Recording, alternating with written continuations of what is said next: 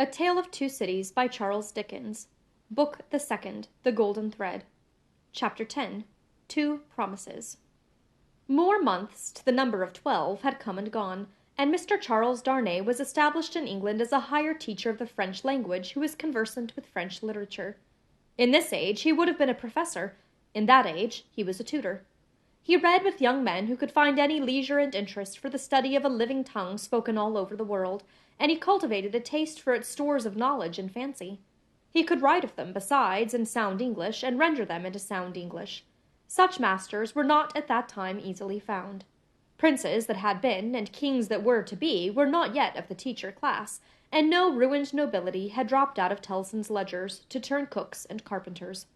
As a tutor, whose attainments made the student's way unusually pleasant and profitable, and as an elegant translator who brought something to his work besides more dictionary knowledge, young Mr. Darnay soon became known and encouraged. He was well acquainted, moreover, with the circumstances of his country, and those were of ever-growing interest. So, with great perseverance and untiring industry, he prospered. In London he had expected neither to walk on pavements of gold nor to lie on beds of roses. If he had had any such exalted expectation, he would not have prospered. He had expected labor, and he found it, and did it, and made the best of it. In this his prosperity consisted. A certain portion of his time was passed at Cambridge, where he read with undergraduates as a sort of tolerated smuggler who drove a contraband trade in European languages, instead of conveying Greek and Latin through the custom-house. The rest of his time he passed in London. Now, from the days when it was always summer in Eden, to these days when it is mostly winter in fallen latitudes, the world of a man has invariably gone one way, Charles Darnay's way, the way of the love of a woman. He had loved Lucy Manette from the hour of his danger. He had never heard a sound so sweet and dear as the sound of her compassionate voice. He had never seen a face so tenderly beautiful as hers when it was confronted with his own on the edge of the grave that had been dug for him. But he had not yet spoken to her on the subject. The assassination at the deserted chateau, far away beyond the heaving water and the long, long, dusty roads, the solid stone chateau which had itself become the mere mist of a dream, had been done a year, and he had never yet, by so much as a single spoken word, disclosed to her the state of his heart. That he had his reasons for this, he knew full well. It was again a summer day when, lately arrived in London from his college occupation, he turned into the quiet corner in Soho, bent on seeking an opportunity of opening his mind to Dr. Manette. It was the close of the summer day, and he knew Lucy to be out with Miss Pross. He found the doctor reading in his armchair at a window. The energy which had at once supported him under his old sufferings and aggravated their sharpness had been gradually restored to him. He was now a very energetic man indeed, with great firmness of purpose, strength of resolution, and vigor of action. In his recovered energy he was sometimes a little fitful and sudden, as he had at first been in the exercise of his other recovered faculties, but this had never been frequently observable, and had grown more and more rare. He studied much, slept little, sustained a great deal of fatigue with ease, and was equably cheerful. To him now entered Charles Darnay, at sight of whom he laid aside his book and held out his hand. "Charles Darnay, I rejoice to see you. We have been counting on your return these 3 or 4 days past. Mr. Stryver and Sidney Carton were both here yesterday, and both made you out to be more than due." "I am obliged to them for their interest in the matter," he answered, a little coldly as to them, though very warmly as to the doctor. "Miss Manette is well," said the doctor as he stopped short, "and your return will delight us all. She has gone out on some household matters, but will soon be home." "Dr. Manette, I knew she was from home. I took the opportunity of her being from home to beg to speak to you." There was a blank silence. "Yes," said the doctor, with evident constraint. "Bring your chair here, and speak on." He complied as to the chair, but appeared to find the speaking on less easy. "I have had the happiness, Dr. Manette, of being so intimate here," so he at length began, "for some year and a half, that I hope the topic on which I am about to touch may not—" He was stayed by the doctor's putting out his hand to stop him. When he had kept it so a little while, he said, drawing it back, "Is Lucy the topic?" "She is." "It is hard for me to speak of her at any time. It is very hard for me to hear her spoken of in that tone of yours, Charles Darnay." "It is a tone of fervent admiration, true homage, and deep love, Dr. Manette," he said deferentially. There was another blank silence before her father rejoined. I believe it. I do you justice, I believe it. His constraint was so manifest, and it was so manifest, too, that it originated in an unwillingness to approach the subject, that Charles Darnay hesitated. Shall I go on, sir? Another blank. Yes, go on. You anticipate what I would say, though you cannot know how earnestly I say it, how earnestly I feel it, without knowing my secret heart, and the hopes and fears and anxieties with which it has long been laden. Dear Dr. Manette, I love your daughter fondly, dearly, disinterestedly, devotedly. If ever there were love in the world, I love her. You have loved yourself. Let your old love speak for me. The doctor sat with his face turned away, and his eyes bent on the ground. At the last words he stretched out his hand again, hurriedly, and cried, Not that, sir. Let that be. I adjure you, do not recall that. His cry was so like a cry of actual pain that it rang in Charles Darnay's ears long after he had ceased. He motioned with the hand he had extended, and it seemed to be an appeal to Darnay to pause. The latter so received it, and remained silent. I ask your pardon, said the doctor, in a subdued tone, after some moments. I do not doubt your loving Lucy. You may be satisfied of it. He turned towards him in his chair, but did not look at him, or raise his eyes. His chin dropped upon his hand, and his white hair overshadowed his face. Have you spoken to Lucy? No. Nor written? Never. It would be ungenerous to affect not to know that your self-denial is to be referred to your consideration for her father. Her father thanks you. He offered his hand, but his eyes did not go with it. I know, said Darnay respectfully. How can I fail to know, Dr. Manette? I, who have seen you together from day to day, that between you and Miss Manette there is an affection so unusual, so touching, so belonging to the circumstances in which it has been nurtured, that it can have few parallels, even in the tenderness between a father and child. I know, Dr. Manette. How can I fail to know that mingled with the affection and duty of a daughter who has become a woman, there is in her heart towards you all the love and reliance of infancy itself?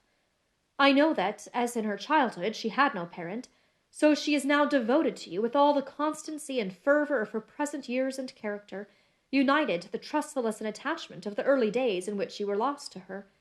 I know perfectly well that if you had been restored to her from the world beyond this life, you could hardly be invested in her sight with a more sacred character than that in which you were always with her. I know that when she is clinging to you, the hands of baby, girl, and woman all in one are round your neck. I know that in loving you, she sees and loves her mother at her own age, sees and loves you at my age, loves her mother broken-hearted, loves you through your dreadful trial and in your blessed restoration. I have known this night and day since I have known you in your home. Her father sat silent, with his face bent down. His breathing was a little quickened, but he repressed all other signs of agitation. Dear Dr. Manette, always knowing this, always seeing her and you with this hallowed light above you, I have forborne and forborne as long as it was in the nature of man to do it. I have felt, and do even now feel, that to bring my love, even mine, between you is to touch your history with something not quite so good as itself. But I love her. Heaven is my witness that I love her. I believe it, answered her father mournfully. I have thought so before now. I believe it.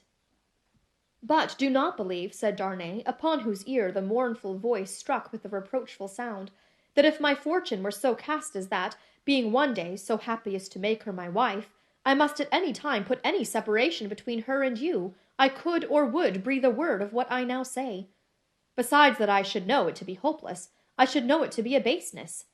If I had any such possibility, even at a remote distance of years, harbored in my thoughts and hidden in my heart, if it ever had been there, if it ever could be there, I could not now touch this honored hand. He laid his own upon it as he spoke.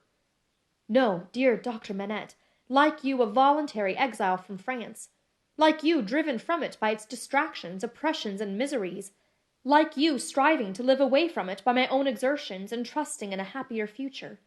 I look only to sharing your fortunes, sharing your life and home, and being faithful to you to the death, not to divide with Lucy her privilege as your child, companion, and friend, but to come in aid of it, and bind her closer to you if such a thing can be.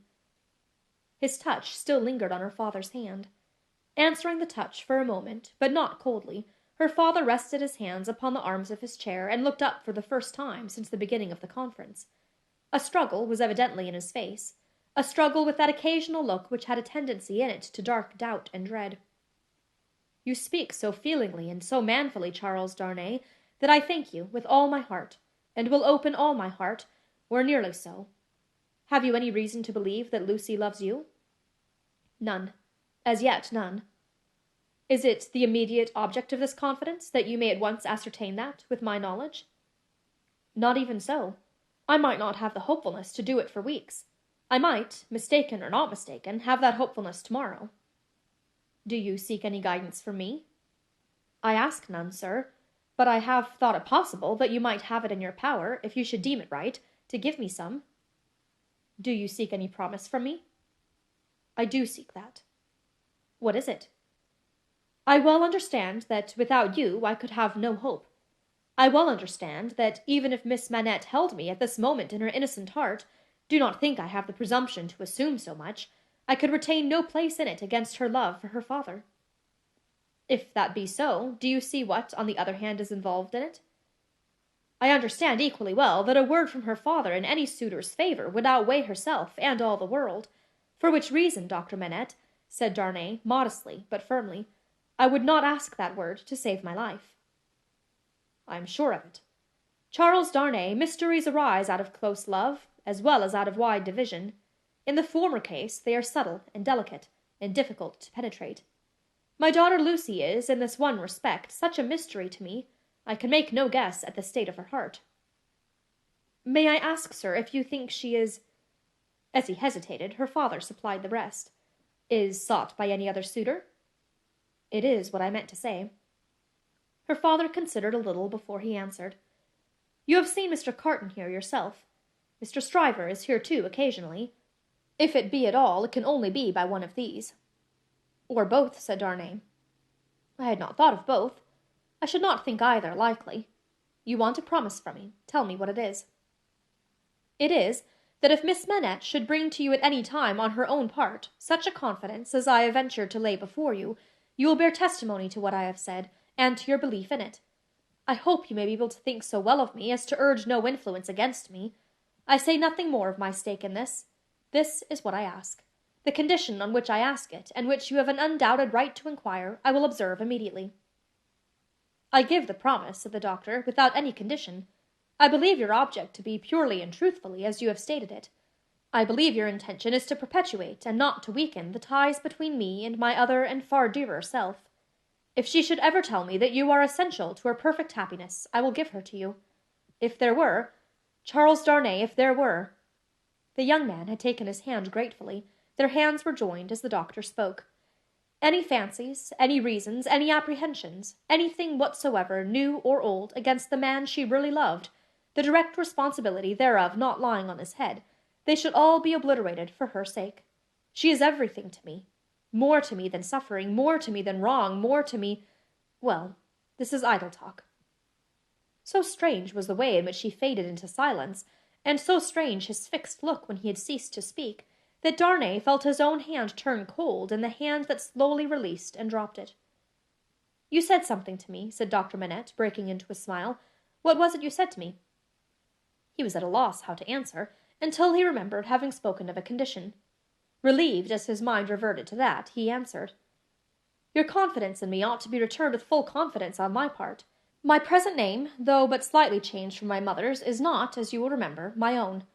I wish to tell you what that is, and why I am in England. Stop, said the doctor of Beauvais. I wish it, that I may the better deserve your confidence, and have no secret from you. Stop.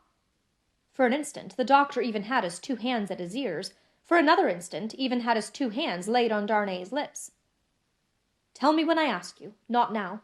If your suit should prosper, if Lucy should love you, you shall tell me on your marriage morning. Do you promise? Willingly. Give me your hand. She will be home directly, and it is better she should not see us together tonight. Go. God bless you. It was dark when Charles Darnay left him, and it was an hour later and darker when Lucy came home. She hurried into the room alone, for Miss Pross had gone straight upstairs, and was surprised to find his reading-chair empty. My father, she called to him. Father, dear. Nothing was said in answer, but she heard a low, hammering sound in his bedroom. Passing lightly across the intermediate room, she looked in at his door, and came running back, frightened, crying to herself, with her blood all chilled, "What shall I do? What shall I do?" Her uncertainty lasted but a moment. She hurried back, and tapped at his door, and softly called to him. The noise ceased at the sound of her voice, and he presently came out to her, and they walked up and down together for a long time. She came down from her bed to look at him in his sleep that night. He slept heavily, and his tray of shoemaking tools and his old unfinished work were all as usual.